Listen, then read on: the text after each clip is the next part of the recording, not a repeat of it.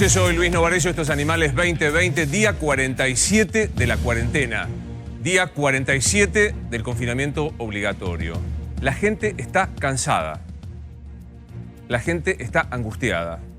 Estoy simplemente citando a Fernán Quirós, que ya está aquí sentado, que es el ministro de Salud de la Ciudad de Buenos Aires. Gracias, Fernán, por estar con nosotros. Que hoy hablamos en la radio y dijo, claro que hay cansancio. Y a Ginés González García, su par a nivel nacional, que dijo, hay angustia. Tenemos que empezar a ver. Esto no implica discutir la cuarentena, decir el lunes salimos. Hoy Fernán Quirós te va a decir qué cree que puede llegar a pasar el lunes en nuestra zona, en la capital y en la zona lindera, aunque él no tenga jurisdicción, que es el AMBA. Vamos a hablar con nuestros compañeros. Buenas noches, ¿cómo están? Con Nacho, con Javi, para contarte qué está pasando en el resto del país, qué se puede esperar. Con el doctor de Rosa, bueno, ¿qué significa este confinamiento? Ya está con nosotros conectado y vamos a charlar con Adrián Paenza, probablemente uno de los periodistas más respetados de nuestro país, que está en Chicago, en la sede del país en donde más ha golpeado el coronavirus. Y tendremos un mano a mano con Martín Lustó, que aparte de senador nacional es una de las personas que mejor entiende la economía, porque en el medio de la pandemia, y esto es Gustavo Marangoni, copyright, en el medio de la pandemia sanitaria hay una pandemia económica, hay una situación grave. Maxi te va a contar cuál es la situación y cómo puede llegar a venir la ayuda, porque seguimos en esta situación. Todo indica que vamos a seguir hablando de cuarentena durante mucho tiempo. ¿Vamos a seguir hablando de cuarentena por mucho tiempo, Fernán? Algún tipo de pérdida de libertades y de capacidad de manejarte como una vida habitual y estabas acostumbrado, vamos a seguir teniendo un tiempo largo. O sea, 11 de mayo, para aquel que cree que ya está 11 de mayo, es un error sanitario. No, decididamente no va a ser la vida normal el 11 de mayo. Ahora, ¿vos sentís que ya en la calle hay como un aflojarse, hay muchos más autos, hay como gente que empieza a decir yo tengo que trabajar? El tráfico o la circulación pública en la Ciudad de Buenos Aires ha ido aumentando un 10% semana a semana las últimas 3 semanas. Así que más allá de que se han liberado algunas nuevas actividades, también la gente se está cansando. La gente se está... O sea, vos sos consciente que la gente se está cansando. Por supuesto. También es cierto que hay que hablar con la gente y explicarle qué está pasando. Porque, digamos, el cansancio tiene que venir de la mano de lo que efectivamente esté ocurriendo y hay que dialogar sobre los sentimientos y emociones que tiene cada uno y, sobre todo, hablar sobre lo que estamos viendo que está pasando con la pandemia en sí y lo que pensamos que va a pasar para que todo el mundo tome sus decisiones basadas en lo que está ocurriendo. Total. Javier, ¿por qué la capital no va a abrir, como estamos haciendo con Fernán Quirós? ¿Cuáles son los motivos? ¿Qué va a pasar el lunes? Me da un poco de pudor contarlo delante del ministro, pero en principio la ciudad está dando muestras de que no se va a flexibilizar como otras zonas del país, producto de que justamente es uno de los centros urbanos denominados zonas rojas del virus. Esta semana se implantó obligatoriamente el uso del tapabocas, tal como el ministro lo venía sugiriendo. Empezaron a detectar que la curva de la pandemia no era ascendente, sino que tenía un efecto serrucho, es decir, con subas y bajas, pero siempre hacia el alto. Digamos, no un serrucho vertical, descendente, sino ascendente. Claro. Se formó un equipo de crisis, porque la situación, de verdad, en la Ciudad de Buenos Aires está controlada, pero temiendo que todavía haya más casos de reproducción del virus, como pasa en el cuarto punto de la alerta de las villas. Hoy estuvieron haciendo un operativo especial del que participó el ministro en la Villa 31 porque exponencialmente se detectaron muchos casos de contagio en la Villa 31, en la Villa de Retiro, y ahí empezó a haber un foco peligroso de expansión del virus. ¿Qué pasó en las villas? Porque tengo entendido que tomaron la temperatura, aislaron personas. ¿Qué pasó en la 31 y la 1114? Sí, digamos, nosotros desde el primer día sabemos y venimos comunicando que los barrios vulnerables son lugares donde perdemos la capacidad de la vacuna más potente que tenemos contra el virus, que es el distanciamiento físico. Digamos, allí el distanciamiento físico es muy difícil o prácticamente imposible en algunas situaciones. De manera que sabemos que allí cuando el virus entra, la contagiosidad es mayor que el promedio de la ciudad y por eso hemos decidido una cantidad importante de políticas públicas para tratar de mitigar, disminuir esa velocidad. Entre ellas hacemos un trabajo muy intenso, primero distanciando y resguardando a las personas de más riesgo. Hemos desarrollado 28 centros de resguardo para mayores de edad y para personas con enfermedades acompañantes, junto con los curas, junto con las organizaciones barriales, ahí mismo en los barrios para que puedan salir de sus casas y estar cuidados en el mismo barrio, pero lejos o más distanciados. Hemos trabajado muchísimo en acompañar con 150 promotores barriales para poder llevarle las cosas a la gente de la casa que no tenga que salir. Y estamos trabajando muchísimo en detección precoz y sobre todo el seguimiento de los contactos estrechos o los convivientes de los casos. Te digo, corregime si está bien la información. Tomaron la fiebre, detectaron personas, una treintena de personas con fiebre y ya tienen un resultado provisorio que algunos dieron positivo. Sí, claro, ahí iba. Entonces, en el seguimiento de los contactos estrechos de las personas que han tenido la enfermedad, hemos visitado casa por casa con las organizaciones barriales y con el Ministerio de Desarrollo Urbano y con la colaboración del Ministerio de Salud de la Nación, que también participó del dispositivo. Fuimos casa por casa, interrogamos por los síntomas, tomamos las temperaturas, identificamos 39 personas que tenían criterio de sospechoso y hicimos los hisopados pertinentes. Y 16 hisopados ya fueron dado el resultado, 9 de ellos fueron positivos, como decís vos. O sea, ¿y es la fiebre que tomaron hoy? Sí, claro. Pero qué rápido, digamos, enhorabuena, que el Malbrán, porque descomprimió que haya otros institutos para que el Malbrán pueda dar rápido los resultados. Sí, claro. Así fue. O sea que de los 36 hay 39, hay 16 que ya fueron testeados. Hisopados, 9 positivos. Así es. ¿Te parece que eso se podrá reproducir, digamos, porque es una cifra altísima, de 39, no sé sacar la cuenta, 20%? No, es 50 y pico % porque es de los 16, 9, ¿no? Digamos, creo que esta proporción tiene que ver con que fuimos a buscar los contactos estrechos y los convivientes de los enfermos o de los ya confirmados y sobre todo personas que ya tenían fiebre, por eso la proporción es tan alta.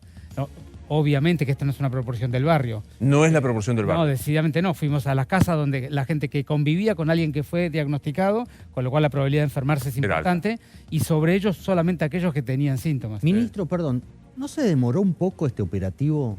Digamos, la Villa 31 nosotros veníamos mostrando imágenes, fotos de que obviamente no se respetaba el aislamiento por las condiciones que todos sabemos y que usted describía. ¿No se demoró un poco? ¿Hizo falta que explotaran los contagios en la 31 para que se hiciera este tipo de operativo? Nosotros seguimos a todos los contactos estrechos de toda la ciudad. Tenemos 5.800 personas en seguimiento de contacto estrecho. Eso significa que todos los días llamamos a las 5.800, 2 veces por día. Les pedimos que nos informen los síntomas, le pedimos que se tome la temperatura, que nos den el valor y si necesitan apoyo del Estado para no salir de la casa por algún motivo. Las personas de los barrios vulnerables también están en el mismo seguimiento, solamente que es mucho más cercano porque ahí el desarrollo humano se le acerca todos los días, le acerca la vianda, le trae los medicamentos del centro de salud. De manera que nosotros ya veníamos en contacto. Estos son los que hicieron fiebre hoy.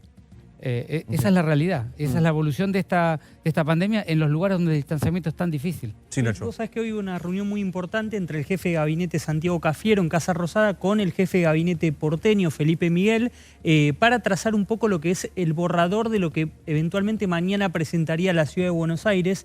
Algunas actividades me dicen que ya está descartado que no se va a presentar, por ejemplo, corríjame usted doctor, pero el tema de los shoppings, el tema de los restaurantes. Me dicen que el tema de la obra privada todavía no está confirmado, que la ciudad vaya a presentar un protocolo para pedir la habilitación y aprovechando que está el ministro Pero acá, un punto ahí, sí. Shoppings y restaurantes parece que no. No, decididamente, digamos, lo primero que es importante decirle a la comunidad es, nosotros estamos observando la curva de estos días, para los últimos días de la semana, tener un panorama claro si podemos cambiar el estatus actual o no.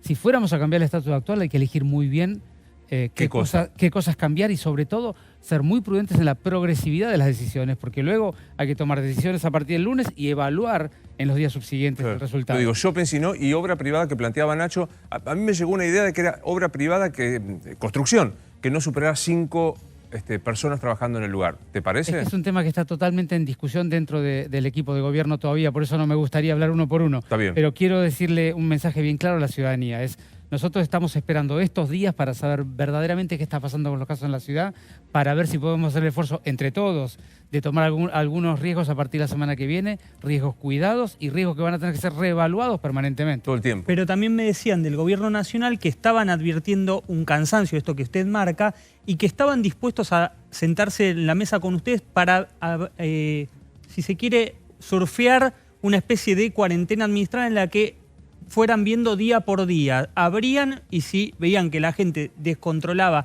y no respetaba los protocolos de distanciamiento social y demás, cerrar. ¿Eso está en evaluación? ¿Le parece interesante? Digamos, nosotros venimos coordinando con el Gobierno Nacional, cada uno en su nivel, yo en el Ministerio de Salud permanentemente, y dialogamos permanentemente las estrategias.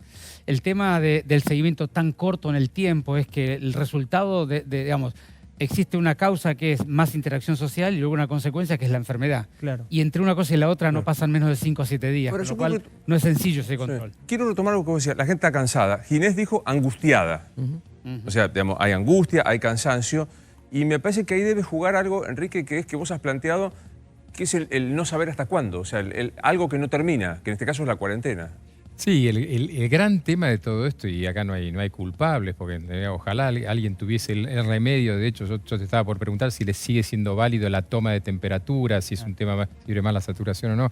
El gran tema es que esto se va aprendiendo sobre la marcha, pero sí hay un tema de comunicación que yo creo, y esto sí desde un punto de vista psicológico, y más sociológico y psicológico, si vos le explicás a alguien que algo va a tener un final, inevitablemente esa persona, una fecha, imagina que después de eso hay un cambio. Si el mensaje hubiese sido, de alguna manera, diciendo, miren, esto es un proceso a largo plazo, en alguna medida la gente no establecía una esperanza. Y hay un dicho que dice que la esperanza es lo que el demonio dio al hombre, ¿no? Es decir, cuando uno establece una esperanza, ya empieza a imaginar que después de eso, pues fíjate que nosotros estamos preguntando siempre si los shopping, esto y el otro, y en realidad el gran tema que estamos pidiendo es si vamos a poder vivir una vida medianamente normal. Ni siquiera idéntica, más o menos. No. A ver, yo creo seriamente, y esto ustedes lo tendrán claro, que esto va a durar varios meses, algún tipo de pérdida de libertades. El gran tema es que hay que establecer en claro que, de alguna manera, esos plazos en tiempo que se fijan, no es que la gente se ponga el timer y diga, bueno, el 11 empezamos a tener una vida normal. Cuando vos te colocas esa zanahoria, empieza a trabajar sobre tu cabeza, te pones en situación de stand-by, detenés todas las actividades y ahí empieza el nivel de angustia. Claro, porque incluso creo que en este cansancio nos toca a nosotros, a los periodistas, que cansamos hablando de la curva, del índice de replicación, etcétera, etcétera. Yo te lo tengo que preguntar, pero digo, la gente dice, termina de preguntar cuándo es que llega el pico. ¿Se puede decir cuándo llega el pico? Pero sí, y seguiría con lo que él decía que me parece tremendamente importante, Luis, si puede un comentario, es nosotros como que estamos habituados a seguir esta pandemia también con las imágenes europeas, ¿no? Claro. Entonces, cuando Europa era una catástrofe, Claro. nosotros quisimos, y toda la sociedad, rápidamente medidas generales para controlar la catástrofe. Ahora, nosotros que estamos en la situación actual, vemos a Europa como empezando a desandar. Y estamos siguiendo el ritmo europeo, lo cual es muy peligroso, Claro, porque claro. a mí me gusta decir, nosotros tenemos por delante una montaña que es esa curva de casos que vamos a tener en el futuro. Tenemos por delante una montaña y los europeos tienen por detrás la montaña, ya la han pasado y están mirando al valle. Entonces hay que tener mucho cuidado con comparar lo que viven los europeos hoy con lo que vamos a vivir nosotros, porque nosotros todavía no hemos vivido lo que ellos ya han vivido. Pero es muy interesante eso, ¿eh? Nosotros seguimos la pandemia con la imagen europea, que es obviamente de distinto hemisferio con otra situación. Sí, Maxi. Como lo que decía Enrique desde el punto de vista psicológico, de la necesidad de ver si se pueden marcar metas o plazos más precisos. Nosotros venimos diciendo que eso es importante desde el punto de vista económico también, porque en la economía se arma mucho de las expectativas y hoy hay una incertidumbre total, entre otras cosas, porque no hay trazado un sendero, un camino hacia dónde se va a transitar en los próximos meses. Hoy me contaban que Paraguay, que entró 10 días antes a la cuarentena que nosotros, entró el 10 de marzo, y que es el país de Latinoamérica con menos fallecidos por millón de habitantes, tiene nada más que 10 fallecidos, creo que tiene 1,5 por millón de habitantes, Argentina tiene poco más de 5, que es muy bajo igualmente, pero Paraguay tiene menos, ha empezado a flexibilizar a partir de esta semana algunas actividades, pero en otras ha dado la certidumbre de que no vuelven en todo el año. Por ejemplo, escuelas primarias y secundarias han dicho todo el año sin presencia física en los establecimientos. ¿Se está pensando algo para dar alguna certidumbre respecto a cómo sigue esta película en los próximos meses y no estar viendo cada 2 semanas si se sigue o no se sigue? Sí, yo creo que el presidente el otro día lo que trató de definir con esas etapas que describió es que va a haber etapas que temporalmente todavía no se pueden definir.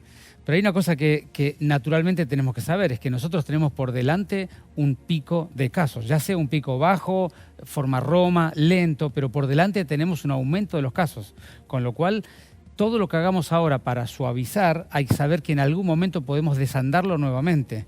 y hay que decirle con claridad a la gente, por delante, hemos tenido un éxito tremendo con la cuarentena inicial, somos uno de los pocos países del mundo que han tenido ese éxito tan precozmente, y eso te trae un nuevo problema que es ahora, Claro. has andado mucho tiempo con mucho dolor social, con mucho esfuerzo de la sociedad, de la economía y de todas las variables que rodean a la economía, y todavía por delante tenés la curva. Ahora, Entonces, es un escenario que hay que saberlo explicar bien, y la gente no tiene que, desde mi mirada, tiene que entender un poco lo que ustedes estaban contando, que es, esto va a ser progresivo y seguramente va a haber algún nivel de relajamiento progresivo, controlado, y luego va a haber un nivel de endurecimiento nuevamente, porque los casos más duros va a haber que cuidarse mucho en el momento que llegue. Pero Fernán, digo, para los que hemos tenido algún familiar, por ahí Enrique me ayuda, internado mucho tiempo, Sí. hay un momento en donde vos te querés ir, el familiar desde ya y todo esto, y un momento cuando te van a dar el alta que te da miedo irte. Porque vos sabés que adentro del sanatorio están cuidados. O sea, que cualquier cosa llamás un timbre y viene un médico o una enfermera.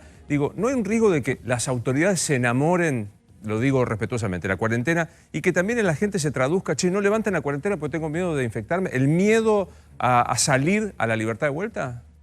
Digamos, yo no identifico eso ahora, pero digamos, sí, lo que me parece es que la sociedad y todos nosotros no hemos podido hacer todas las etapas del duelo. Cuando hay un dolor muy fuerte en la vida, uno tiene un proceso de situaciones en la vida, no las hemos hecho completamente porque en realidad no hemos tenido todavía ninguna dificultad muy importante con esta enfermedad.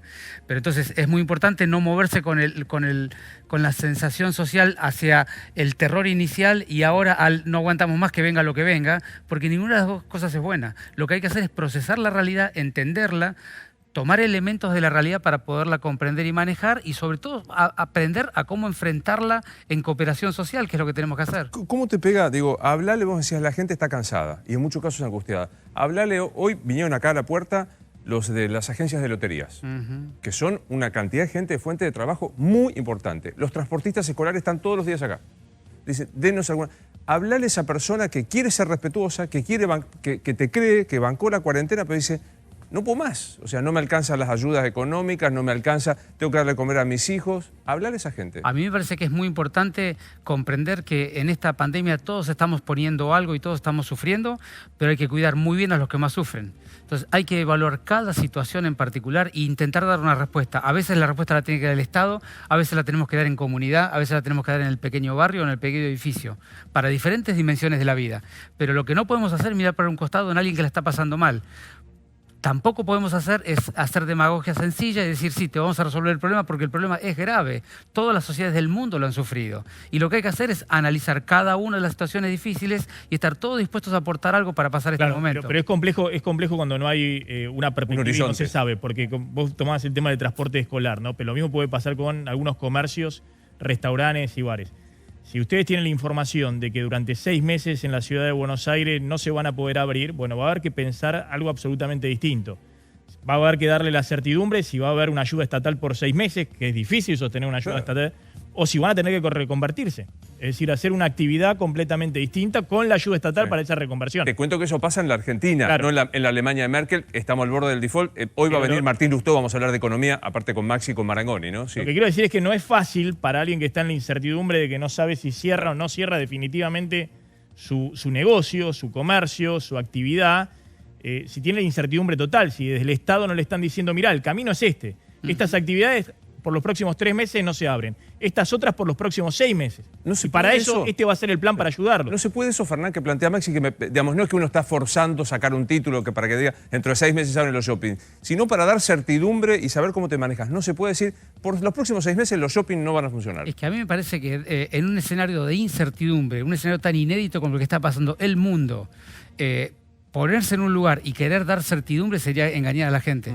Y acá lo que no podemos hacer es engañar. Nosotros lo que tenemos que hacer es analizar la situación, hablar con claridad a la sociedad, mostrar los datos que tenemos y ir tomando las decisiones que estamos seguros que podemos tomar con cierta exactitud. Claro. El nivel de incertidumbre mundial es inédito. Entonces, de ninguna manera me parece a mí que nosotros podemos saber dentro de 3 meses o 6 meses lo que va a pasar No en la se puede. Argentina. Déjame ver con Javi y con Nacho las provincias que abren y las que no cumplen los requisitos. Javi, ¿cuáles son las provincias que el lunes abren? Mirá, Mirá lo que estoy diciendo. ya hay provincias, ahí marcamos en el mapa, provincias que ya reabrieron esta semana comercios, actividades comerciales, con protocolos de distanciamiento, con protocolos de higiene, de alcohol en gel, Cantidad de etcétera, gente, claro. pero ya hay muchas provincias en la Argentina que reabrieron los comercios. Sí. Ahí tenemos... Estas son las que Tierra del Fuego, La Pampa, Entre Ríos, Santa Cruz, Salta, Catamarca, San Luis, Corrientes, Mendoza, Neuquén, Chubut y Río Negro. Algunas que tienen 0 casos. Catamarca, me acuerdo, 0 casos. Exactamente. Neuquén lo avisó hoy y reabre a partir de mañana. Y se vienen los casos de... que decíamos el otro día, de Jujuy, que va a reabrir a partir de los próximos La República días. Independiente de Jujuy, como yo le digo, Morales, que explicó, dijo, en shoppings entran tantas personas, o sea, de acuerdo al metro cuadrado entran tantas personas. Salir a caminar, número de documento, no me sale esta otra actividad, restaurantes con distancia de mesas. Exactamente. Y atención, porque empezó a reabrir Santa Fe, hoy anunció Omar Perotti, que salvo Santa Fe capital con el Gran Santa Fe, Rosario con el Gran Rosario, el resto de la provincia empezaba a reabrir. Había mucho ruido en Rafaela, que había quejas de que la actividad estaba paralizada. Aceptó el gobernador, empieza a reabrir Santa Fe, que es una de las 4 grandes y que es la que un poco acompaña ese mismo movimiento que venía haciendo Axel Kicillof en la provincia de Buenos Aires en algunos distritos del interior de la provincia. No hay que pensar que en AMBA, es decir, Capital Federal y el Gran Buenos Aires, vaya a pasar algo parecido. Hay como un requisito, Alberto, Nacho, para abrir. ¿Que vendría a ser qué cosa? El requisito, Alberto, es eso que comentó Alberto en la conferencia de prensa, que dijo la duplicación de casos cada 25 días. Bueno, hay provincias, mira, la única provincia que nombró Javi, que está incluida acá en este listado, que no entra dentro del requisito, Alberto, es Río Negro, que no consigue duplicación de casos cada menos de 25 días. Pero tiene cada 15, ¿no? Claro, cada 15 días. Fíjate, hay provincias que es previsible, Buenos Aires, la ciudad de Buenos Aires, lógicamente, que tienen 15 y 17 casos. También está Chaco, que es un problema y desde el primer momento tuvo ese tema de contagios en conglomerados. Aquel que arrancó con el caso 0 de la mujer que vuelve del Hospital Perrando. Al casamiento, ¿no? Y del Hospital Perrando también. Exactamente, claro. Mendoza está muy cerquita, mira, está en el límite, tiene cada 24 días la duplicación de casos, está casi, te diría,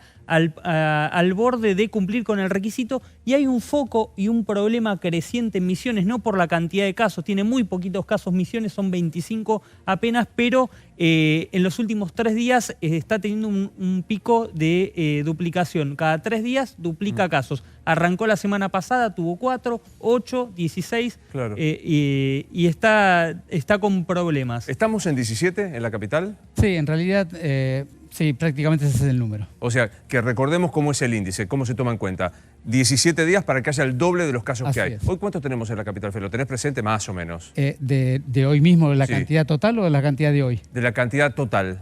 1.350. 1.300. O sea que no debería producirse dentro de los próximos 17 días que hubiese 2.600. Así es. O sea, y ahí estaríamos en 17. Si lo estiramos un poco, vamos mejorando esto. Si pones los valores como verdaderamente corresponde, te da un poquito menos de 17, son 16 días. Lo estoy haciendo torpe para que se entienda. Ese es el número. Pero ahí te enfrentás con la montaña que es el pico. Es que, nuevamente, claro, nosotros estamos aumentando los casos, lentamente, pero aumentando los casos. Significa que en algún momento toma la fase más exponencial y levanta más rápido. Efectivamente.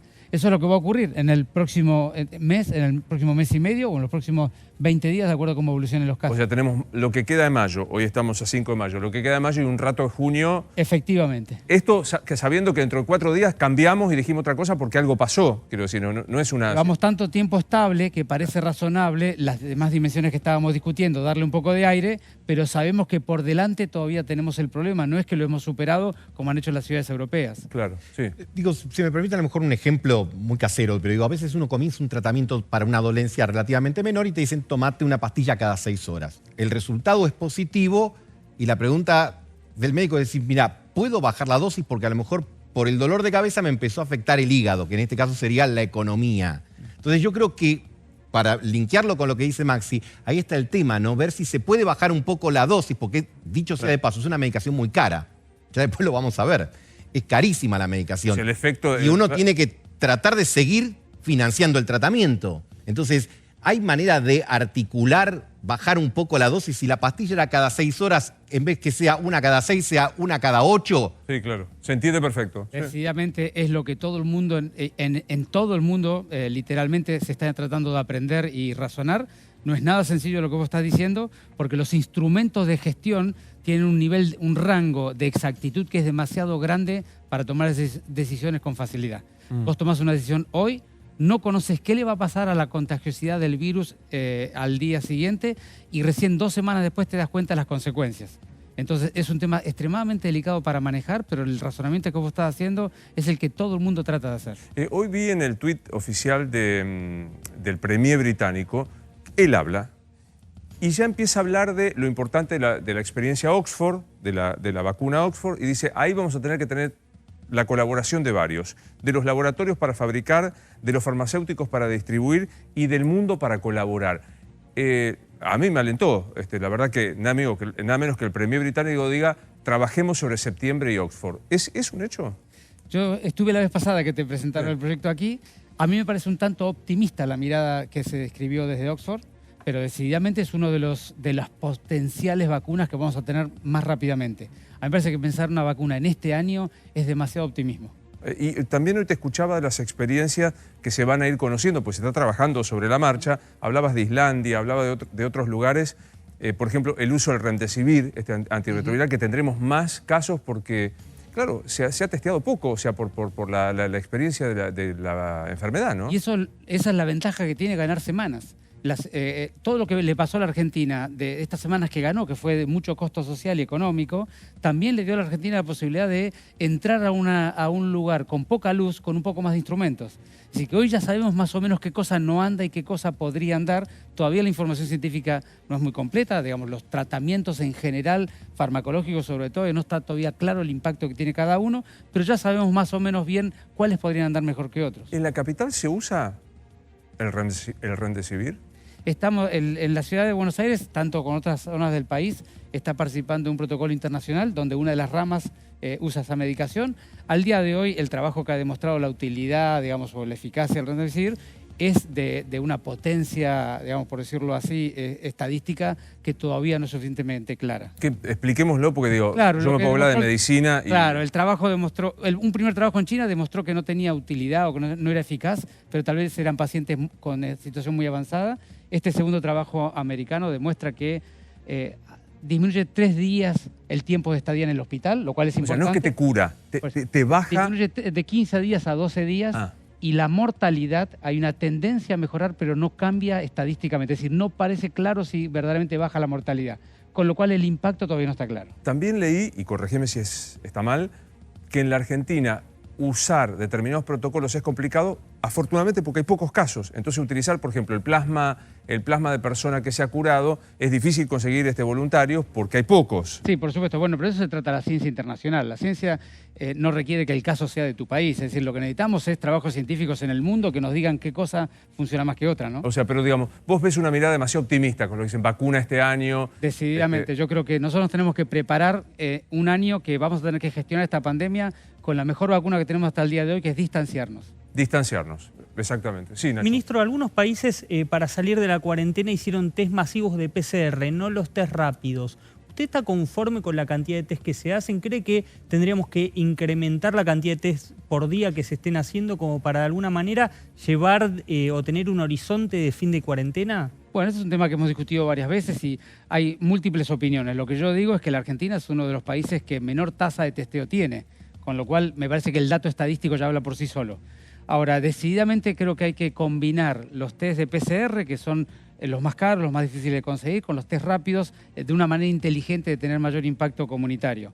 Así que yo creo que la combinación de PCR para el manejo clínico con los test rápidos para la búsqueda en grandes poblaciones de mayor riesgo, como es el equipo de salud, los trabajadores de los geriátricos, las convivientes de las personas de los barrios vulnerables, que hay que detectarlos rápidamente. Esos subgrupos de mayor riesgo, yo creo que se puede usar los testeos rápidos para acompañar. Sí, Maxi. Ministro, usted decía que había 1.350 casos en la ciudad de Buenos Aires. De esos 1.350 casos, ¿cuáles no se puede identificar que haya habido una importación o un contacto estrecho? Digo, pues, lo ideal obviamente sería tomar todos los contactos de esas personas, Claro. seguirlos, ustedes dicen que han hecho seguimiento de En la villa, seguimiento, claro. aislarlos y tratar de esa manera de frenar al virus. Evidentemente el virus se ha escapado, lo que usted dice que el virus se escapó en la Ciudad de Buenos Aires. Se escapa en todos lados del mundo y el motivo te cuento. ¿Y qué porcentaje es de los contagiados donde no se sabe cómo se contagiaron, digamos? Se escapó el virus y que Digamos, son eso peligrosos. se llama circulación comunitaria. Hoy nosotros tenemos cerca de 40% de los casos en esa situación. 40%. Pero te explico cuál es el mecanismo de eso. Es nosotros, porque dos de cada 3 personas que hacen la enfermedad no hacen ningún síntoma o síntoma mínimo. Con lo cual vos nunca identificás quién lo contagió, ni toda la cadena que se dispara atrás de ese que contagió. A veces alguno hace fiebre y detectás ese secundario, pero ni el primario ni todos los laterales que tenés. Y la segunda cosa importante es que las personas contagian hasta 48 horas antes de hacer la fiebre. Cuando vos vas a buscar un contacto estrecho, encontrás un conjunto de contactos estrechos que te declaran, pero tal vez no se acuerda hace 5 días con quién estuvo, con quién compartió un rato o quién se cruzó. Entonces, en ningún país del mundo han logrado sostener totalmente con la investigación epidemiológica los contactos de un enfermo. Por eso es lo que estaban preguntando hace un rato, es los testeos sistemáticos te ayudan a encontrar otro halo alrededor de la persona, pero siempre se escapa. Lo que es importante es que cuanto menos se te escape, más lenta es la curva, que es lo que está pasando en Argentina. Claro, me autoplagio de algo que te preguntaba en la radio, pero que a mí me pareció interesante. ¿Te acordás que vos lo contaste porque estuviste acá en el programa? Cuando Merkel dice el 60 o el 70% de los alemanes va a contraer la enfermedad, que fue un escándalo y hoy todo el mundo dice tenía razón. En la ciudad, en la Argentina, me atrevo a preguntártela por más que seas ministro de la ciudad, en la Argentina, ¿va a haber 60 o 70% de contagiados de corona? Decididamente sí, si no aparece la vacuna previamente, que se vacunen todos, decididamente sí. Lo que me parece que es importante aclarar a la gente que esta enfermedad seguramente va a contagiar una masa importante del mundo a lo largo de los años, no en este primer año. Yo comentaba, creo que contigo hoy a la mañana, los estudios epidemiológicos que buscan, después de que pasó la ola, la primera ola, porque después habrá otras en los países donde ya pasó la primera, más chicas, pero habrá otras. Después que pasó la primera ola, quedan entre 10 y 20% de las personas con inmunidad serológica, es decir, con defensas. Hay una región de Francia que hizo un trabajo epidemiológico muy importante y una ciudad en Estados Unidos que hicieron lo mismo y llegan más o menos a 10 a 20% de la población contactó al virus por más que se identificó apenas el 1 o el 2% de enfermos. El otro 18, por las cosas que hablábamos, nadie los detectó.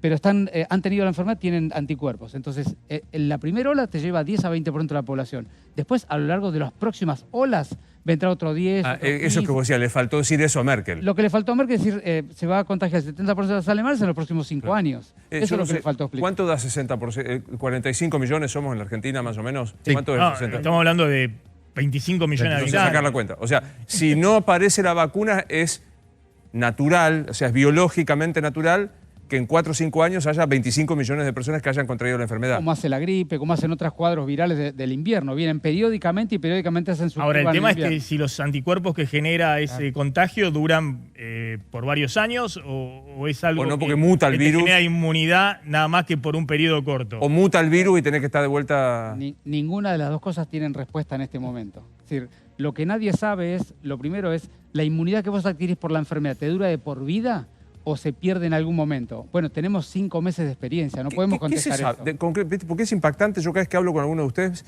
no se sabe esto, no se sabe el otro, no se... Concretamente, ¿qué se sabe del coronavirus? No, hemos aprendido mucho. Hoy por hoy sabemos cuál es el virus, cómo es el mecanismo de contagio, sabemos cómo es la evolución clínica de la enfermedad, sabemos por qué la gente se enferma gravemente, qué tipo de personas son las que más lo sufren y qué tratamientos potencialmente podrían mejorar.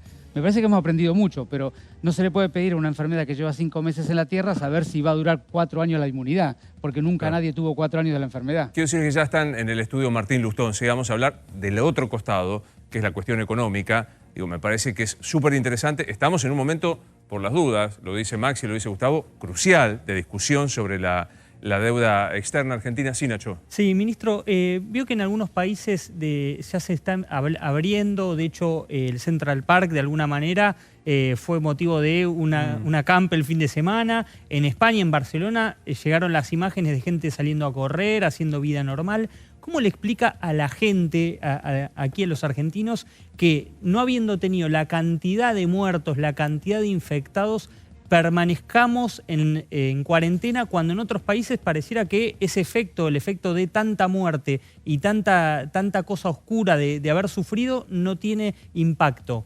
Es que la explicación tiene que ser bien clara y franca. todos los países tuvieron una fase horizontal de aumento progresivo de los casos y luego una etapa exponencial de ascenso rápido. La Argentina ha tomado medidas muy duras inicialmente que han hecho que la fase lineal se haya hecho muy larga y muy progresiva y por lo tanto la gente se ha cansado, hemos hecho todos un enorme esfuerzo económico, social, yo lo hemos dialogado, pero sabemos que en algún momento viene la segunda parte. De manera que lo que le tenemos que decir es, hemos ganado muchísimo, pasó tiempo, evitamos muertes, daño, dolor, pero la gente necesita cierta disminución de las restricciones que tiene. Veremos cuáles se podrán hacer con mucho cuidado, evaluando y sabiendo que en algún momento las vamos a tener que retirar nuevamente porque por delante tendremos un aumento de casos. Eso es lo que va a ocurrir. Uno le puede gustar más o menos, Claro. pero a la gente hay que hablarle con toda tranquilidad y con toda claridad también. Javi. Ministro, ¿cómo se le explica a la gente esto que acaba de explicar sin generarle angustia, planteando que hacia adelante nos falta la montaña, al revés de lo que pasa en Europa? Por delante todavía falta lo peor y ya llevamos 50 días de cuarentena. ¿Cómo se hace para explicarle, para que no se multiplique la angustia, la depresión, la ansiedad? Yo le diría así. Me subo lo de Javi. La frase es, ¿falta lo peor? ¿Es correcta? Digamos, todavía falta que aumenten los casos, sí, decididamente. Digamos, lo que hay que decirle a la comunidad es, nosotros lo que tenemos que hacer es trabajar para que esta curva sea lo más lenta posible, porque cuanto más lenta es, menos alto va a ser el pico y por lo tanto menos alto va a ser el dolor o el sufrimiento. Ahora, eso también hay que combinarlo con las otras dimensiones que hemos hablado antes, sobre todo la económica y la recreativa, con lo cual tenemos que decir debemos ir explorando pequeñas actividades, distanciando las dimensiones que están en problemas. Hay que analizarlas todas juntas porque el ser humano tiene todas esas dimensiones juntas, pero también hay que prepararse para que los casos puedan aumentar y por lo tanto lo que es importante es que lo que va a ocurrir en una magnitud determinada de acuerdo al esfuerzo que hagamos y segundo, no solamente lo que va a ocurrir es importante, sino cómo va a ocurrir y en eso la cooperación, el mirar al de al lado, el estar pendiente de que todos estemos relativamente cooperando entre nosotros y cuidando a los que más lo necesitan, es la forma de pasar un momento difícil en comunidad y como un pueblo o como una nación. Me agarro de esto que estás diciendo. ¿Cuánto tomás vos como importante la responsabilidad individual de cada uno de nosotros? Yo tengo claro que vos dijiste, la vacuna es el distanciamiento, más la higiene, más todo esto. ¿Cuánto pesa? Es decir, yo voy a confiar en los porteños, es decir, voy a abrir y voy a confiar en que ellos se distancian, que tengan el 1,5 metros, que no rompan el protocolo de ingreso al comercio y todo esto. ¿Cuánto pesa eso para que no solo sea una imposición del Estado? A mí me gusta decir que el 70% de la evolución de una pandemia depende del comportamiento social y de la cultura, no depende de las decisiones de los gobiernos. Entonces, acá lo importante es, a partir del lunes, en la Argentina, veremos si en la ciudad sí o no, de acuerdo a cómo evolucionemos, pero en la Argentina va a haber cambios de los niveles de restricción de la cuarentena. Es momento que los argentinos demostremos qué somos capaces de hacer por el otro y por el conjunto de la economía argentina. Y ese es el momento donde vamos a saber cada uno qué es capaz de entregar y aportar en la sociedad. Pues ¿sabes por qué lo digo? Porque cuando arrancó la cuarentena dura, había 2.000 denuncias diarias solamente en la capital de gente que violaba la cuarentena. O sea, había un control ciudadano, en algunos casos patrullero, pero en otro un control ciudadano. Decir, che, yo estoy haciendo el esfuerzo, hagamos todo el esfuerzo. ¿No será ahora el momento de poner a prueba eso? Puede ser. A mí me gusta decir que las personas aprendemos por 3 mecanismos. O porque copiamos a alguien que admiramos o nos gusta, un ídolo, o nuestros propios padres cuando somos más chicos. Uno aprende porque el exterior le impone ciertas reglas y cuando uno no las cumple tiene una consecuencia negativa. O uno aprende porque reflexiona y tiene ganas de evolucionar como persona. Los 3 mecanismos funcionan toda la vida. Ahora, a mí me parece que hay que apostar por el último severamente. Tenemos que entender que ha pasado una catástrofe en el mundo y que la Argentina está en un momento de una oportunidad de cuidarnos como comunidad y cada uno decir en cada momento, en lo que haga a partir del lunes, qué puede hacer para no agregar más conflicto en este problema. Repetime esto, ¿uno aprende por admiración? Digamos, están los adultos significantes, esos que querés copiar. Eso, si yo quiero ser como esa persona y le tomás el estilo, es una forma de aprender. Está la forma de reflexionar internamente y querer cambiar para ser mejor o distinto. Y está la forma de que si vos cruzás el semáforo y te ponen una multa o hay control social que te retan, vos no lo haces. Claro. Los 3 mecanismos funcionan. Pero el por último, lejos, claro. el más enriquecedor es el que cada uno reflexiona. Total. Sí, Maxi. Estos números los aprendimos los economistas a partir de las cosas que vienen diciendo el doctor Quirós y otros expertos. Argentina tenía hasta el año pasado más o menos el 90% de sus camas de terapia intensiva ocupadas. Yo lo he vivido en experiencia personal en las clínicas privadas, donde era más del 90%. Algunas tenían 95% de sus camas ocupadas en terapia intensiva. Hoy tiene, tengo entendido, el 50, entre el 40 y el 50% de las camas de terapia intensiva ocupadas justamente para hacer lugar a más de 4.000 camas, claro, por las dudas del tema del coronavirus. Pero la gente se muere también de otras enfermedades, porque sí, claro, sigue habiendo otras enfermedades. Se ha desocupado gran parte de terapia intensiva porque no se hacen operaciones programadas que requieren necesariamente ir después a una terapia intensiva. Están empezando a cuantificar, hoy me decía, por ejemplo, un cirujano cardiovascular, hay enfermedades que la detección temprana es muy importante, el tema de los infartos, claro, el tema de los accidentes cerebrovasculares. Están viendo que eso puede tener un impacto si uno genera el miedo de ir al hospital, el miedo de ir a consultar al médico por parte de la población, que es lo que ha generado un poco esto. Y por otro lado, esto de tener la capacidad de terapia intensiva lista por el tema del coronavirus, pero por ahí no estar aprovechándola para otro tipo de enfermedades. Por supuesto. Esto es algo que hay experiencias internacionales ya de otras catástrofes mundiales donde la sociedad se retrae del cuidado de su salud frente a una catástrofe de este tipo. Y por eso a mí me gusta decir que el debate no es solamente que la salud hay que cuidarla y el resto no, porque dentro de la salud también hay una cantidad de enfermedades que hoy no las estamos cuidando propiamente bien. Nosotros llamamos a la sociedad a que consulten con su médico por este tipo de síntomas, pero naturalmente la gente no quiere acercarse a los hospitales y ese es un problema porque eso también aumenta la mortalidad. Y nuevamente, no nos ha quedado ninguna dimensión humana sin ser dañada en esta catástrofe. ¿Cómo te caen cuando algunos hacen críticas diciendo están cómodos con la cuarentena? O sea, sostienen la cuarentena porque de alguna manera hay como una tranquilidad de que concentra el poder un decisor político, la dictadura de los médicos, he escuchado llegar a decir. ¿Cómo te cae eso? No, yo te diría que acá cómodo no hay nadie, Luis. Digamos, cualquier persona que hables, hasta con vos mismo, te das cuenta que es un muy mal momento mundial y de la sociedad. Con lo cual, comodidad no hay de ningún tipo. Hay gente que tiene más adversión al riesgo, otros que tienen menos adversión. Los economistas lo pueden explicar mejor que yo, este tema. Pero digamos, hay gente que cree que no le va a pasar nada, entonces dice, ¿por qué me tienen encerrado si yo no me voy a enfermar? Cada uno de nosotros, esa es la diversidad, digamos, social y de las singularidades que hay en la sociedad. Pero nosotros los que estamos tomando decisiones, al menos en la ciudad, que es lo que yo conozco muy bien, estamos tremendamente preocupados y ocupados por lo que estamos pasando. Me imagino, casi una intimidad personal, que si tenés tiempo libre, si es que tenés, debe tener familiares, amigos. Dejate de joder, Fernán. Abran algo. No bancamos más. No podemos más. O sea, tengo un comercio que no lo puedo reconvertir en fabricante de barbijo. Tengo tal actividad que no... Soy abogado y no puedo laburar. Soy contador y no tengo que liquidar impuestos. ¿Qué haces cuando viene un cercano y te lo pregunta así? El humor social en este tipo de catástrofes es evolutivo.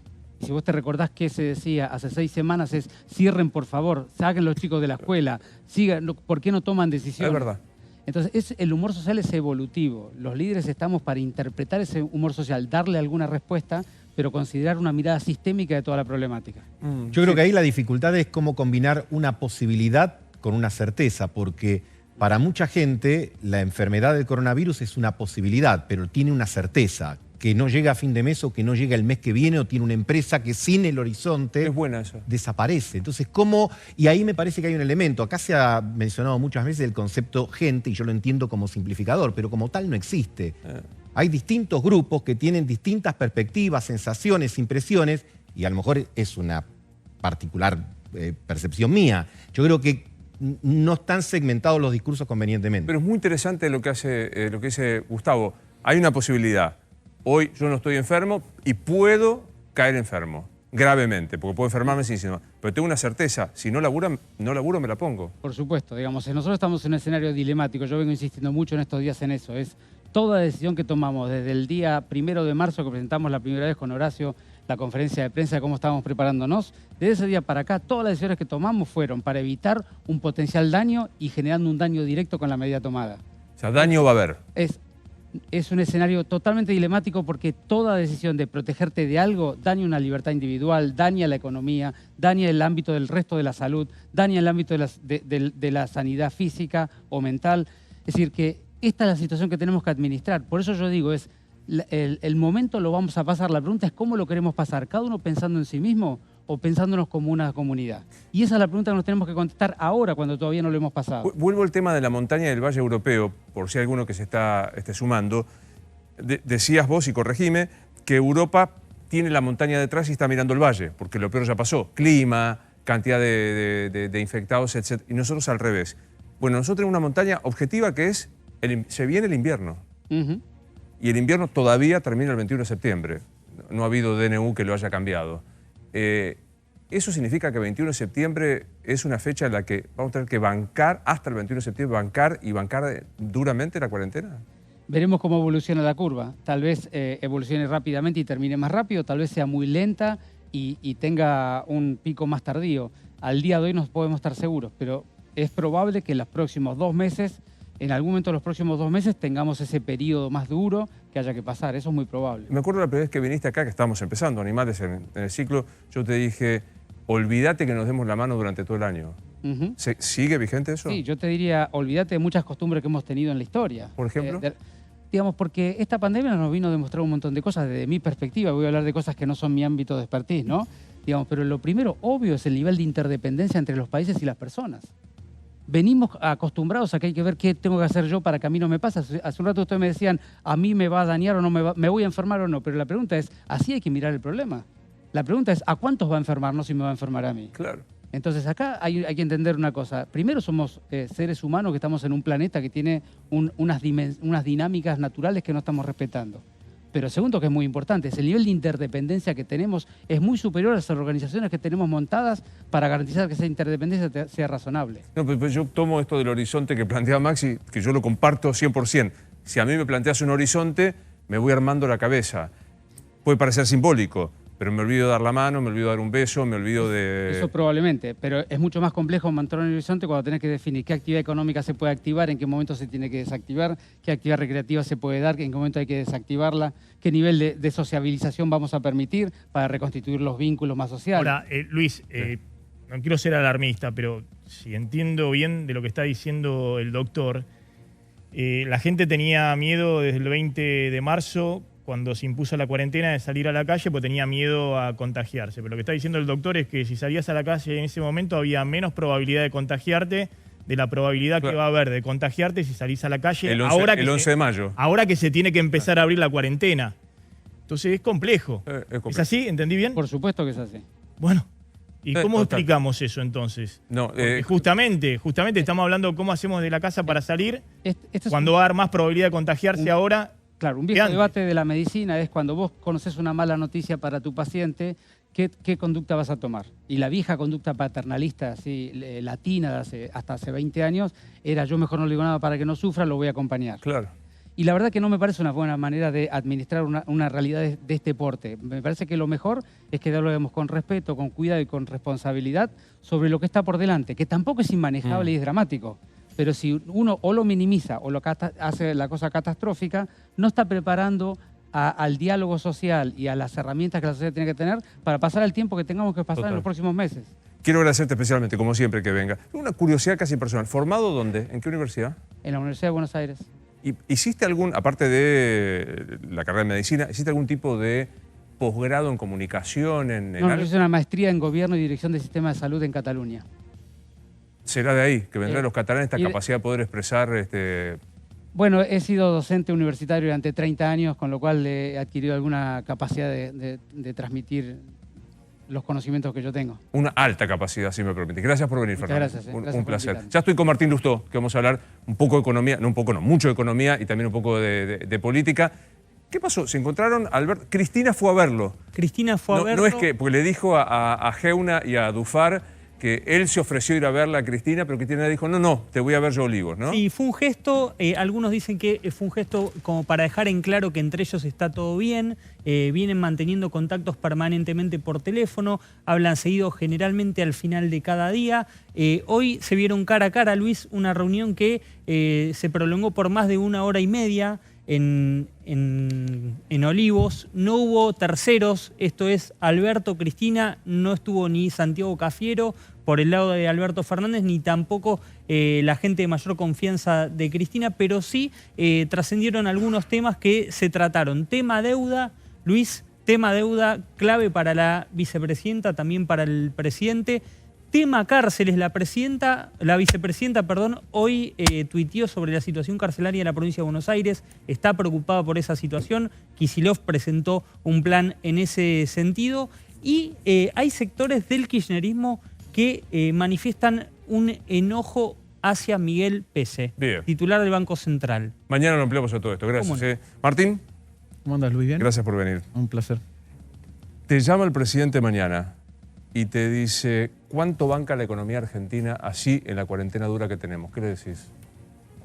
Bueno, ya estamos viendo el impacto en el mundo, en otros países, estamos viendo el impacto en Argentina. Hoy el Ministerio de Economía publicó un documento donde esperaba una caída, una contracción de la economía argentina de 6,5 puntos. Yo creo que ese probablemente sea el piso de la contracción.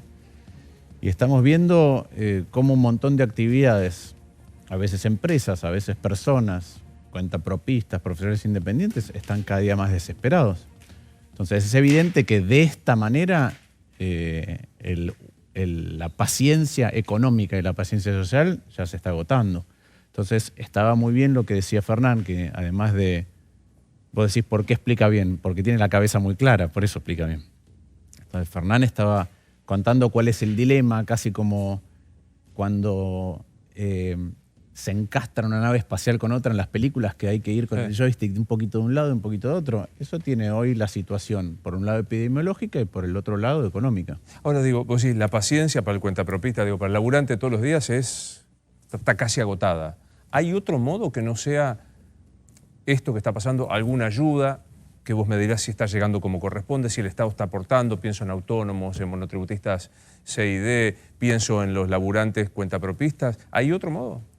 A ver, primero déjame decirte algunas cosas de fases de apertura, qué cosas deberíamos mirar, ¿no? Entonces, primero yo creo que lo conversé mucho en reuniones virtuales con muchos intendentes. Nosotros aplicamos también una de las cuarentenas más estrictas del mundo, a veces porque nuestro Estado no tiene otros instrumentos. Tiene que mejorar rápido lo poco que tiene y no tiene muchos instrumentos para ir gestionando la pandemia. Entonces lo que hizo fue apagar la economía y aplicamos un modelo para los grandes centros urbanos que por ahí en el interior tenían mucho menos sentido. 85% de los municipios de la Argentina tienen menos de 20.000 habitantes. Entonces apagamos todo muy de golpe y eso es un tema. Ahora, ¿cómo se podría pensar para reabrir? Creo que Fernán recién decía, bueno, puede ser que pruebo, ensayo y error, pero hay algunos parámetros que uno tiene que pensar. Uno, él decía, bueno, ¿cuál es la tasa de contagio? Pero después hay que mirar las actividades, y las actividades uno tiene que ver qué impacto económico tienen en general y para cuánta gente. Segundo, uno tiene que pensar cuánto puede sobrevivir una actividad, porque hay distintas actividades que tienen distintas sensibilidades, estar cerradas determinada cantidad de tiempo, cuánto puede sobrevivir esa actividad, y después cuál es la modalidad de trabajo y si se puede modificar.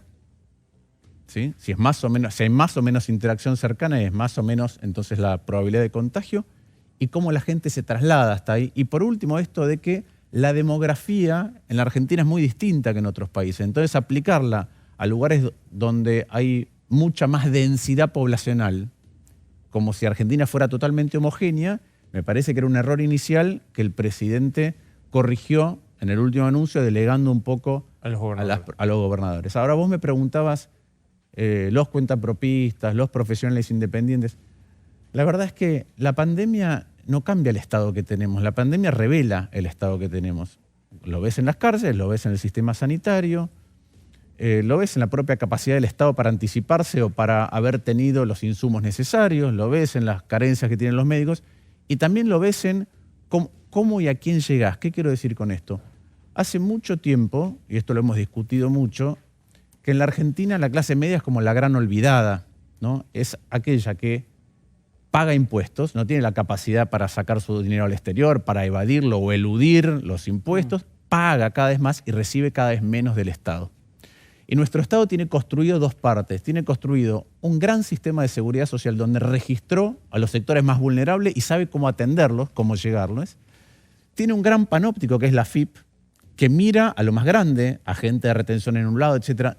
Yo me acuerdo cuando se negoció, yo era embajador, el convenio de intercambio de información con Estados Unidos, el equivalente de la AFIP de Estados Unidos no podía creer la cantidad de información nuestra que tenía la AFIP. En el medio hay un agujero negro. La clase media. En el medio hay un agujero negro que así como paga más impuestos y no le das más educación, no le das más seguridad, no le das más salud en tiempos normales, ahora no sabes cómo atenderla. Sí, no llegás. Bueno, y esa es la gran discusión ausente, y otra vez es un Estado que hace mucho tiempo que viene descuidando ese sector. Ahora, la pregunta sería más concreta. ¿Hay plan económico para la crisis o es apagaste, como dijiste, todo y ahora veo, digamos, que es lógico por ahí? Todos dicen que fue atinado el 20 de marzo cortar todo porque se evitó el desastre sanitario. Pero del 20 de marzo al día hoy, que estamos a 6 de mayo, ¿hay plan económico, Alberto Fernández, para la crisis o no? No, yo no veo eso. A ver, y déjame que lo clarifique un poquito. Fernán hablaba de lo poco que conocemos del virus y lo poco que conocemos todavía inclusive de la enfermedad, ni siquiera del virus, ¿no? A pesar de haber aprendido durante 5 meses. A veces yo creo que subestimamos lo que está ocurriendo con la economía. Es decir, esto que estamos viviendo también es absolutamente desconocido. ¿Qué es desconocido? Es desconocido que la mitad de la población mundial esté guardada en las casas. Es desconocido que tengas un shock de oferta y demanda al mismo tiempo, ¿sí? No, las empresas no pueden abrir, la gente no puede consumir. Es nuevo que esté ocurriendo en todos lados al mismo tiempo. Y de hecho voy a robar un concepto que el otro día dijo en una reunión virtual una epidemióloga. Hablaba de sindemia. ¿Qué es la sindemia? Que es lo que vos preguntabas, ahora viene el invierno, ¿qué va a pasar? Y ella decía, bueno, viene la etapa de la sindemia. ¿Qué es la sindemia? Es una epidemia o son varias epidemias al mismo tiempo. Es una sinergia de epidemias. A la economía le pasa lo mismo.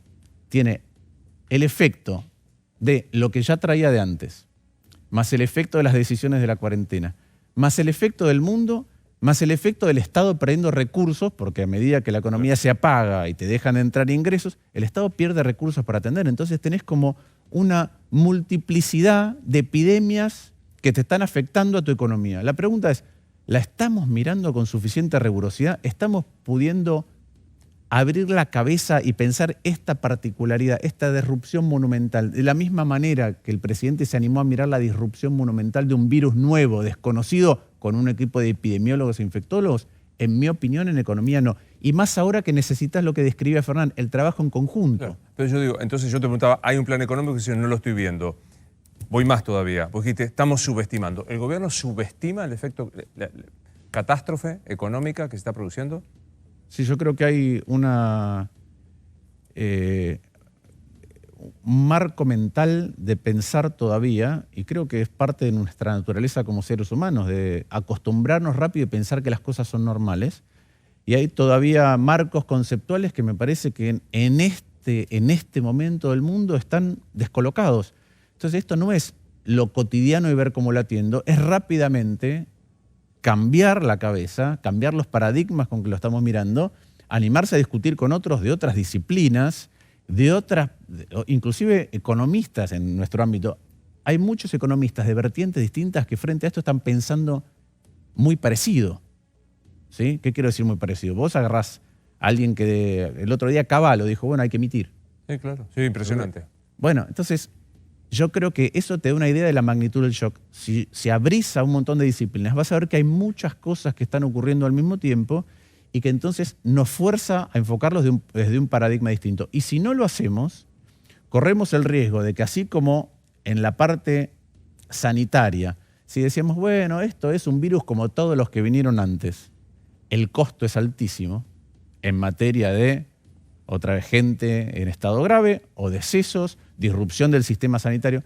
En economía, si pensamos que esto es lo mismo de siempre, bueno, también vamos a pagar. Bueno, yo escucho las voces oficiales que dicen, es lo de siempre, emitimos y vamos para... ¿Está demasiado encerrado, Alberto, en sí mismo? Yo creo que así como convocó un comité de epidemiólogos y después abrió al resto del arco político, en materia económica tendría que pasar lo mismo. Y esto, siempre insisto con este concepto, no es para que nos sentemos los economistas de la oposición, no es para eso. ¿Pues por qué no? Porque me parece que en todo caso seremos consultados, pero vos tenés que tener un equipo que tendría que hacer dos cosas al mismo tiempo. Fíjate, no son los economistas de siempre, ¿sí?, discutiendo la coyuntura. De la misma manera que no estabas tratando de reformar el sistema sanitario y llamaste a los expertos en salud pública de siempre. Llamaste a algunos especialistas en algo que es absolutamente nuevo y te está modificando las decisiones que tenés que tomar. Acá también, porque además de las cosas que dije que le están pasando al mundo, que le están pasando a nuestro Estado, que le están pasando a la economía, están las que traías de antes, claro, y todos nuestros problemas anteriores que generan anticuerpos al uso de ciertas herramientas, llámese la emisión y la inflación. Pero digo, ¿te llama y vas? Supete que convoca a un consejo económico, ¿vas? Sí, pero y yo he estado colaborando y el presidente lo ha dicho y muchos de nosotros. La verdad que hay una vinculación por abajo muy grande de discusión. Ahora, me parece que otra vez no es un tema de cuál es tu opinión. Me parece que hay que convocar un equipo de expertos permanentes que te digan, por ejemplo, solamente podemos usar la emisión en la Argentina, pero la emisión, como dije antes, tiene problemas que los argentinos ya vivimos. Entonces, ¿cuánto podríamos usar? ¿Con qué márgenes de seguridad? ¿Qué otros errores tenés que cometer para que eso no termine mal? ¿Cuáles tenés que evitar? Algunos de los cuales, en los cuales el gobierno ha caído. Por otro lado, ¿cómo podés retirar o revertir parte de lo que necesites ahora de manera extraordinaria? Vos pensás que tenés que atender al mismo tiempo, con una capacidad limitada, porque otra vez, así como Perú coloca deuda al 2,5%, Argentina solo tiene la emisión. Vos tenés que atender a los sectores vulnerables, que los estás atendiendo producto del sistema de seguridad social. Tenés que atender a las empresas y a los empleados registrados y después tenés que ver cómo atendemos ese universo independiente. Pero además tenés que atender a las provincias. A veces nosotros nos olvidamos. Argentina es un país federal. La salud y la educación son de las provincias. Son de las provincias. Entonces, si una provincia no tiene certidumbre, ya sabe que va a recibir mucho menos plata. Ve cómo se le está cayendo la recaudación propia y ve cómo se le está cayendo la recaudación que la nación genera, o mejor dicho, que recolecta y que después distribuye a las provincias, que se llama la coparticipación. Ya lo ve. Ahora, si no sabe cuánto le van a compensar de eso y en qué momento, no puede planificar. Claro. Ahora, todo el mundo dice que la cuarentena fue tomada bien, fue una buena decisión sanitaria, etcétera, etcétera. En algún momento de ese inicio de la cuarentena hubo un conjunto de personas y periodistas, entre los que me incluyo, que preguntábamos, che, ¿no banca esta situación de que para todo emitís eternamente? Fuimos acusados de asesinos seriales, de que queríamos que la gente se infectara y todo esto. Es pura intuición, porque no sé nada de economía. ¿Cuánto banca seguir emitiendo como único recurso para atender las necesidades de todos sin que esto estalle ahora o adelante? Bueno, depende de muchas cosas. Primero, en el corto plazo, por algunos temas técnicos, ya sea porque la gente se vuelve más precavida, porque el dinero no circula como antes, ¿sí? Porque estamos encerrados, vos tenés un margen más alto. La pregunta, ¿Qué es corto? ¿Cuánto es corto? Mientras dure las disrupciones grandes que hacen que los vasos comunicantes entre la economía estén cortados, como hay, no quiere decir que mañana abrir la cuarentena van a seguir cortados algunos vasos comunicantes y los temores, ¿sí? De no salir a gastar el dinero. Entonces, en el corto plazo tenés eso. Después depende de si cometés errores. ¿Qué quiere decir si cometés errores? Bueno, si en su momento cuando hicieron, en lugar de otro tipo de respuesta, dieron créditos a empresas, los bancos le dieron a las empresas que estaban bien y pudieron acceder al contado con liquidación, te dispara el dólar. Si vos querés hiperregular el mercado, algunos de los mercados, particularmente los mercados de cambio en Argentina, lo haces torpemente, la gente se asusta y va a buscar sus dólares o compra. Y esas cosas alimentan la inflación. Ahora, cuando vos ves que tenés dólares, que no estás comerciando y por ende no estás perdiendo dólares porque no tenés déficit comercial, que tenés lo que se llama superávit de cuenta corriente en el sector privado y además en el sector público no estás pagando la deuda. No se te están yendo dólares. La gente no está yendo por turismo al exterior, que es otra gran salida de dólares. Entonces tenés acumulados dólares que eso generalmente ha contenido en la Argentina los episodios hiperinflacionarios. Entonces hay algunos de nosotros que pensamos que hay un margen más amplio de lo que se decía al principio, pero lo que tenés que saber cuánto es para ver cómo distribuirlo. Entiendo. O sea, si vos lo haces desordenadamente, va a terminar siendo mucho más. Y ahí sí insisto con que el marco mental es muy importante, porque si vos pensás que esto es 2 meses de apagamos la economía y después la retroalimentamos, gastás en 2 meses. Si pensás que es más largo, lo abordás distinto. Si no solo pensás que es más largo, sino que algunos modos de producción se van a romper y los vas a tener que compensar entre sí, lo pensás distinto. Si vos pensás, por ejemplo, que puede durar lo suficiente como para que algunas actividades no abran durante mucho tiempo o cesen de existir, ¿sí? Y otras no. Si bueno, voy a tener que compensar entre estas dos. Si vos pensás que al trabajo lo encerraste, pero al capital financiero no, hay otra compensación. Lo que te decía, si vos pensás plan, hay que hacer un plan. Bueno, si vos pensás que el sector público tiene certeza de cobro, después veremos durante cuánto tiempo. Si el privado no, también ahí tenés que hacer ajustes. Hoy un colega tuyo me dijo, ¿sabes cuál es el problema? Es que no hay ministro de Economía. El ministro de Economía está solo mirando la deuda. No hay ministro de Economía para esto. ¿Coincidís? El ministro de Economía está muy concentrado en el tema de la deuda, pero además, insisto, esto no basta con un ministro de Economía. Me parece que está todo el mundo tratando de pensar en todos los países, y yo participo de foros en distintos lugares donde realmente estamos tratando de imaginar cómo es el mundo que viene. Y el mundo que viene no dentro de 10 años, el mundo que viene cuando se empiece a abrir. Y tenemos algunas cosas que son muy negativas en términos del impacto que generan. Por ejemplo, hoy Pablo Gerchenhoff me pasaba unos gráficos, ¿no? Para mí son los mejores intelectuales de la Argentina. Y Pablo me decía, bueno, esta es una pandemia, un virus, en los tiempos en donde el sector servicios es lo más importante en cualquier economía moderna, y este es el siglo de las ciudades, vivimos todas aglomeradas. Entonces, ¿qué comportamiento genera al día siguiente eso? Por otro lado, alguien puede decir, bueno, voy a ver la nota positiva. La nota positiva es, esto está matando todo lo que es vincular y no lo digital. O sea, alguien hubiera dicho, no, el virus es un virus informático que destroza todo. No, claro. Bueno, la parte del futuro que empezaba a exhibirse, a cristalizarse, se volvería para atrás y la apagás y decís, ¿y ahora dónde vamos? Entonces hay algunas tendencias que ir explorando, pero realmente requiere pensarse distinto. Y Argentina tiene la enorme ventaja de que te agarró algo que empezó en las antípodas. Si hubiera empezado en Brasil, los brasileños tardaban en detectar lo que les pasaba. Y nosotros estábamos de vacaciones allá, ellos venían, hacía una catástrofe. Entonces tenemos el regalo, aunque es una mala, la bendición, otra vez, paradójica de que empezó en las antípodas y llegó hasta acá. Pero también es cierto que nos agarra con algunas características distintas que para mí no estamos pensando y con las debilidades que nuestro Estado ya traía y nuestra economía ya traía. Yo creo que estás dando vuelta sobre un concepto de manera fundamentada y prolija y educada para decir, che, este gobierno no la está viendo, no la está viendo, está concentrado en lo sanitario y no está viendo todas estas otras opciones que vos planteaste prolijamente. Pero Luis, yo no sé si es solamente el gobierno. Yo no pertenezco al gobierno, estoy en la oposición y a veces tengo discusiones dentro de la oposición donde me parece que ocurre lo mismo. Insisto, no es... Y a veces veo las discusiones públicas en los medios y me parece que a los periodistas les pasa lo mismo. Entonces, creo que tenemos una tendencia, una enorme capacidad de los seres humanos de sobrevivir y normalizar situaciones. Y esta es una disrupción monumental.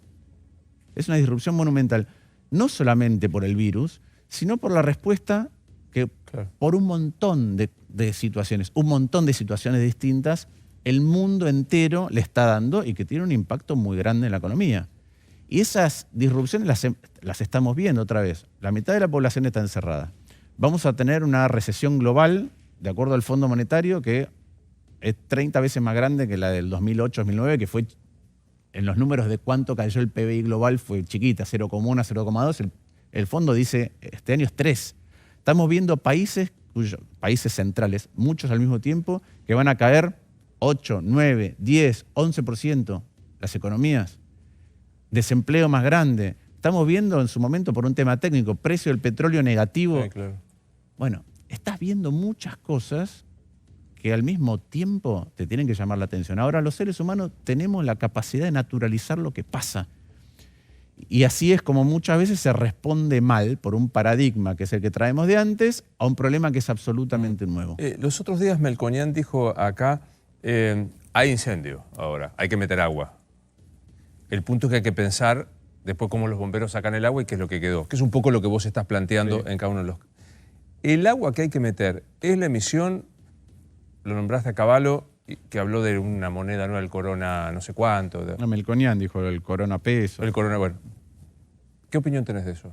No, yo prefiero el peso, ya tenemos el peso. Y tenemos la capacidad de emitir que no teníamos durante la convertibilidad. Entonces yo usaría esa moneda, ¿no? Una proliferación, unas monedas nuevas.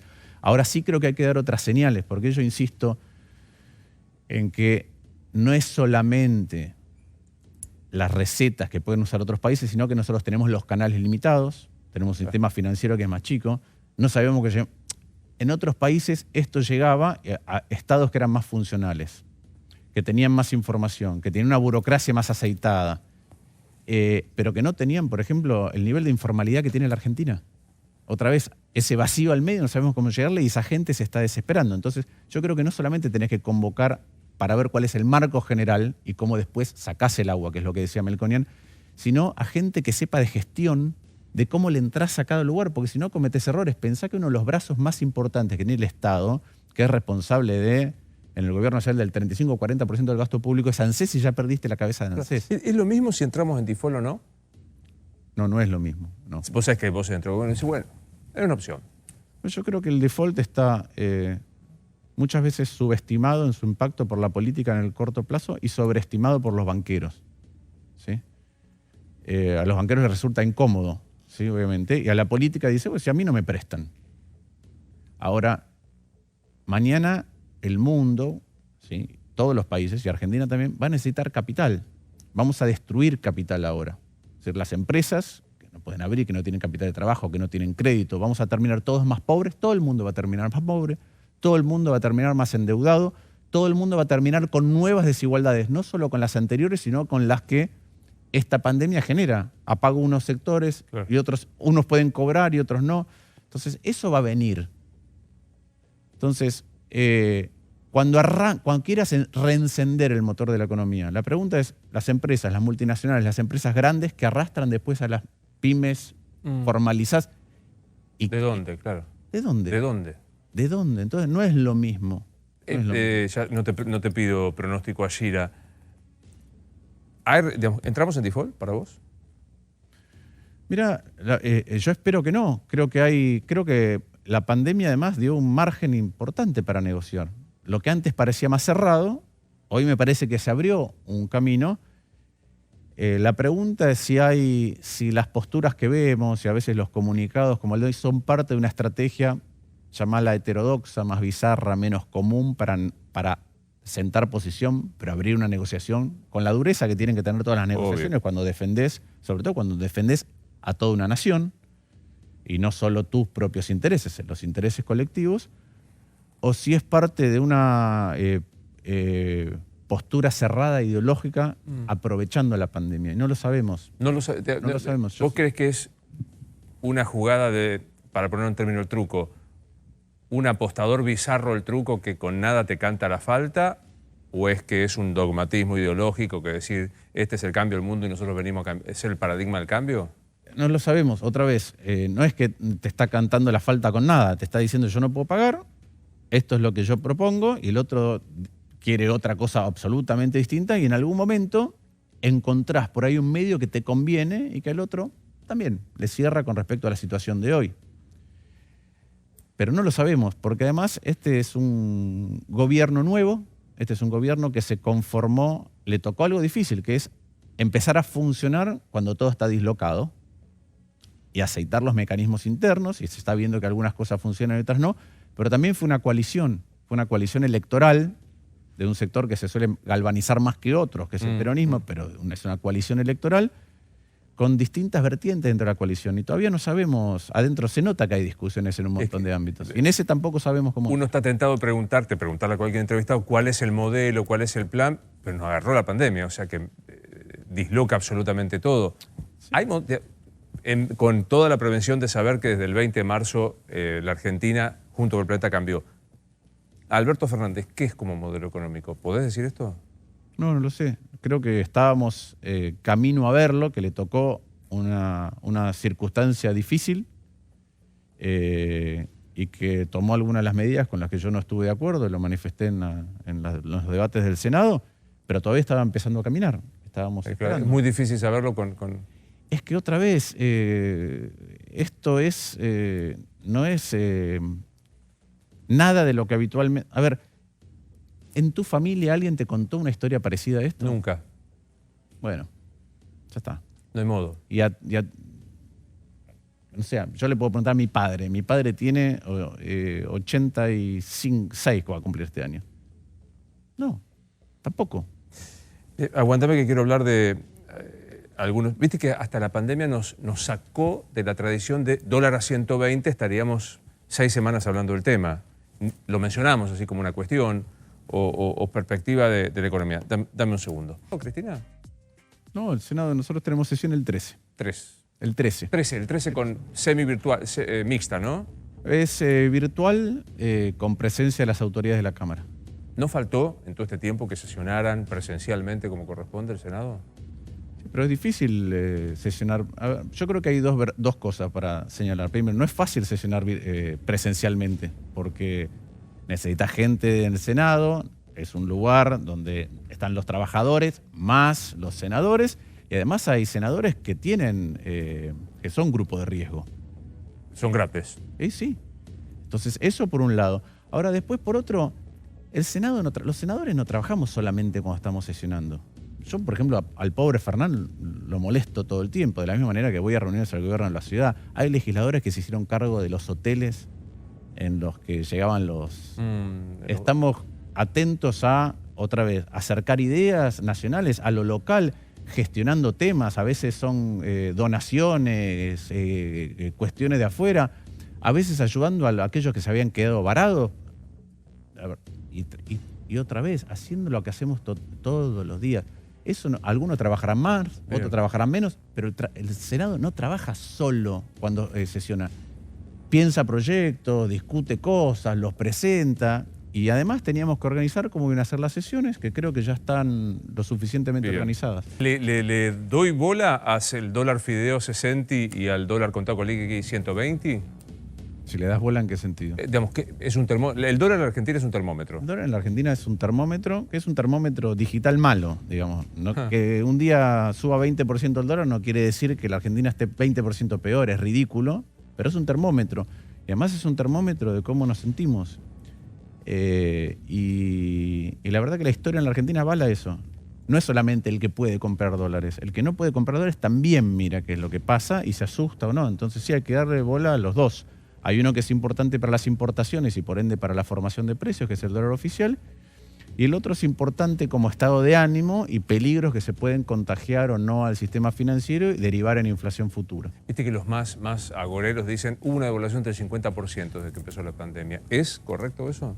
En el dólar... El peso argentino se devaluó el 50% en comparación del contado con liqui. Sí, el contado con liqui sí. Sí. Pero el contado con liqui estaba, no sé, a 80 y ahora está a 120. Sí. Es impropia la pregunta, pero como la brevedad me obliga. ¿Es buen ministro de Economía, Guzmán? La verdad que lo único que lo he visto hacer es la renegociación de la deuda. Tenemos que esperar a ver cómo sale. Ojalá que salga bien. Ojalá que Argentina se libere mucho porque va a necesitar dinero en el futuro. Otra vez. Ojalá que en la Argentina tenemos necesidades que el Estado atiende que tienen un mínimo, ¿sí? Es decir, son cosas que hay que comprar y dar o dinero que hay que dar. Y es una economía que va a ser más chica y por ende va a tener menos plata en el Estado. ¿Sigue parcelado el ministro de Economía? ¿Te acuerdas que con Macri se acusaba de estas 6, 7 divisiones? Yo creo que el diseño del gabinete de Alberto Fernández es muy parecido al de Macri, curiosamente. Te saco el título. El gabinete de Alberto el es muy diseño de gabinete. No, pero el diseño, la cantidad de ministerios, muchas manos tallando en economía. Si bien el ministro de Economía estaba mucho más abocado y todavía sigue abocado al tema deuda, me parece que seguimos viendo eso. Me queda todavía un toque, ya volvemos. Personal, no, casi no personal. ¿Cómo la lleva Gaspar, tu hijo? Bien. A ver, los más afectados son los adolescentes. Los chicos más chicos sienten que algo raro está pasando, se angustian de vez en cuando, hablan del coronavirus y no pueden ver a sus amigos y protestan, pero dentro de todo están con los padres mucho más tiempo que en otras circunstancias. Les cambia mucho la rutina y esto veremos con el tiempo, ¿no? Fernández decía todas las cosas que no estamos atendiendo desde el punto de vista de urgencias médicas y cirugías programadas. Yo creo que todavía no hemos visto cuál es el impacto que vamos a tener a más largo plazo en un montón de circunstancias y así como en materia sanitaria dependemos de cómo nos miramos y cómo nos reflexionamos los unos a los otros. O sea, uno se tiene que mirar a sí mismo corresponsable de no contagiar a los demás. Me parece que también es un momento para plantearnos en Argentina cómo interactuamos a un nivel más largo y lo que hacemos con el Estado. A través de la pandemia revela al Estado y el Estado lo hemos estado desguazando y rapiñando entre un montón distintos, el que no paga impuestos, el que se corrompe, el que aprovecha un privilegio, y ese Estado ya no llega a donde llegaba antes. Gracias, un placer verte. Un gusto. Soy Luis Novarecio, esto es Animales 2020, hasta mañana.